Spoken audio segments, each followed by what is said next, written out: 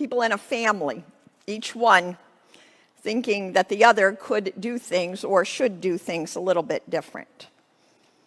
There has been all kinds of conflict in the human family and in the body of the church for a very long time. We continue this morning with a scripture passage that comes to us from Paul's first letter to the Corinthians. I'll be reading from chapter 4, verses 1 through 7. Now, in this early church, and I want to remind you, they're believers. These are not the outsiders that do things wrong, so to speak. These are insiders, and they have all kinds of things that they disagree on and all kinds of ways that they judge one another. So Paul writes extensively about addressing that issue of judgment. So here we go. Paul writes this: "Think of us in this way as servants of Christ and stewards of God's mysteries. Moreover, it is required of servants that they be found trustworthy. But with me, it is a very small thing that I should be judged by you or by any human court. I do not even judge myself. I'm not aware of anything against myself, but I am not thereby acquitted. It's the Lord who judges me. Therefore, do not pronounce judgment before the time, before the Lord comes, who will bring to light the things that are now hidden in darkness and will disclose the purposes of the heart. Then each one will receive commendation from God. I've applied all this to Apollos and myself for your benefit, brothers and sisters, so that you may learn through us the meaning of the saying, nothing beyond what is written, so that none of you will be puffed up in favor of one against another. For who sees anything different in you? What do you have that you did not receive? And if you received it, why do you boast as if it were not a gift?" This is the word of God for the people of God. Thanks be to God. Let us pray. Oh God, we thank you for this word. Kind of a hard word. Word about judgment, about humility, our story about families. Open us here, one to the other, that we might know your presence and your instruction, and if need be, your correction in our lives. Amen. The Bible is full, from beginning to the end, of stories about families, parents and children, brothers and sisters. A lot of them, maybe almost all of these stories, have some kind of conflict or drama. Last week's children's sermon was about the two brothers, the older and the younger brother, in the parable of the prodigal son. And now this morning in our children's sermon, we heard about two other siblings, Mary and her sister Martha. Now, these two younger siblings in these two stories, Mary and the prodigal son, don't seem to have too much in common, at least not in the beginning. But the older two, right? The older two, Martha and the older brother, now that's another story. So a brief reminder about last week's lesson from Luke. So the younger brother takes takes all of his inheritance, half of the father's wealth, and he goes off, and we're told that he squanders it. And so he comes back. He's been gone a long time. The father runs to meet him, throws a big party. Everybody's happy, except you remember the older brother. And the older brother is really angry. Not only at the younger brother for what he has done, but at the father for the father's welcome back. And he tears into the father. And here's where we hear also some similarities between Martha's words to Jesus and the older brother's words to the father. I've been here all this time. Now, can you imagine the son talking to his father like that? I've been here all this time, and you've never done one thing for me.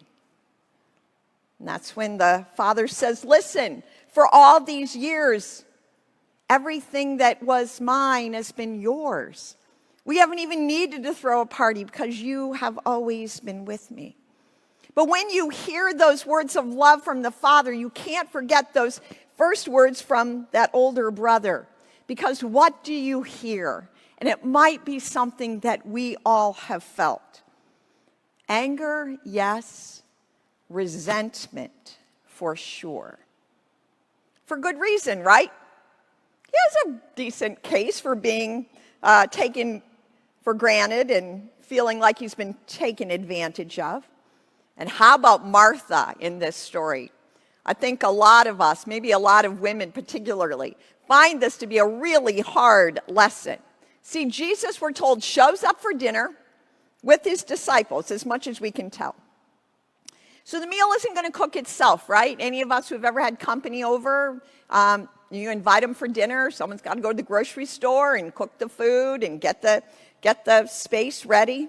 I love the picture. I was going to ask Jen to, no? Yes, we're going to ask Jen to show oh yeah, there she is. There she is next to me on the screen. I love the picture of Martha. I love how the energy and the face and how she's sweeping and she looks so mad. Have any of you been like that in serving someone else? But inside your disposition is so mad that you're just going to sweep the floor. Martha's storming about. She's angry, she's resentful, and she deserves to be. And there's Mary. We've all been with Mary, right? There she sits listening to Jesus. And here's that line. Here's that line of, even when we're lining up with Martha, there's that line here when Martha demands Jesus to do something. I think she uses her finger and points at him, and Mary and Jesus, you do something now. Sounds like that older brother, right? Who was telling his father what he thought his father should have done. Maybe these two characters should have ended up together to see what it feels like to be with another person who is so resentful. I have observed over the years in my own life and in serving churches for 26 years that there are a lot of Marthas and a lot of older brothers in the pulpit and in the pews. Church people, and again, these are some broad sweeping statements. Church people tend to do the right thing or try to. Many of us not only do, we overdo. We patiently wait our turn until we're done waiting, and then we're angry or resentful. We want to be forgiving and welcoming, but it's just not fair. It's just not fair. I think the beauty of these stories in the Bible are to remind us that this part of the human condition has been in us. Maybe it's part of our original sin. That dating, going back to those first story of Cain and Abel, and again, moving into the New Testament with all the conflicts, we struggle with that. We struggle with being resentful, with being forgiving, being welcoming, particularly in our own families and in our own communities. What Mary understood was that Jesus' presence was most important. What the younger brother learned was that he was always welcome back as soon as he turned that way. But it seems like what Martha and the older brother need to learn is that they're loved just like they are. But that God doesn't want to leave them that way. That we're loved just like we are, but God doesn't want to leave us this way. Last week, the father to the older son, these loving words, all that is mine has always been yours, you're always with me. But your brother who was lost is found, was dead, is now alive. We had to celebrate. Today, Martha, Martha, you're worried and distracted by many things. Mary has chosen the better part. I love these stories, and Jesus' teaching is a both and message. I love you and the other. It doesn't have to be one or the other. I love you and the other one.